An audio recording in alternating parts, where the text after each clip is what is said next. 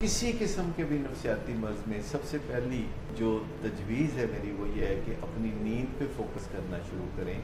अगर हम चाहें तो अपने जज्बात को अच्छा रखने के लिए मनसूबाबंदी कर सकते हैं, जैसे मैंने नींद का जिक्र किया तो एक्सरसाइज दूसरी चीज़ है। अगर हम गुफ्तो शनीद का फ़न सीख लें, दूसरों से अपने जज्बात का इजहार करना सीख लें, तो इससे भी हमारे जज्बात बहुत अच्छे हो जाएंगे। जब हम ड्रग्स का या अल्कोहल का सहारा लेते हैं तो कुछ को एडिक्शन या अल्कोहलिज्म की बीमारी हो जाती है, सबको नहीं होती। अगरचे 10 से 20% लोगों तक को एडिक्शन की बीमारी होती है, और अगर अर्ली एज में ड्रग्स का आगाज़ कर दिया जाए तो ये शरह 30-35% तक भी बढ़ जाती है। एडिक्शन भी एक ब्रेन डिसऑर्डर है।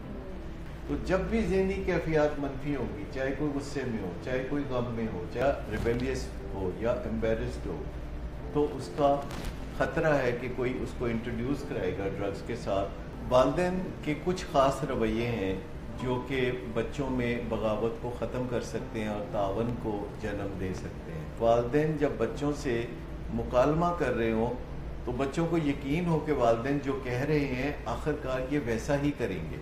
जब बच्चे एक जैसे नहीं होते तो उनके साथ सलूक भी एक जैसा नहीं हो सकता। ये जो हम कहते हैं different strokes for the different folks, तो इसमें एक इसका जो एडेड फिक्र है वो ये है कि different strokes for the different folks and different stroke for the same folks in different situations. मैं समझता हूँ कि एबिलिटीज का नंबर दूसरा है, पहले नंबर पे इमोशनल स्टेबिलिटी देखने की ज़रूरत है, क्योंकि लोग एबिलिटीज की वजह से रिश्तों में जाते हैं और इमोशनली इनस्टेबल होने की वजह से रिश्तों से उनको निकलना पड़ता है और ब्रेकअप्स होते हैं। तो स्मार्टफोन को इस्तेमाल करने के या इंटरनेट को इस्तेमाल करने के भी मैनर्स हैं।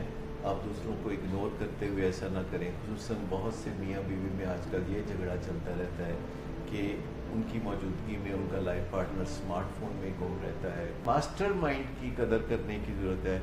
मास्टर माइंड वो है जो आपके अंदर जीता जागता इंसान है। मास्टरमाइंड वो है जिसे लोग एक ब्रांड नेम से जानते हैं, और उस ब्रांड नेम की हिफाजत करना हम सबका फर्ज है।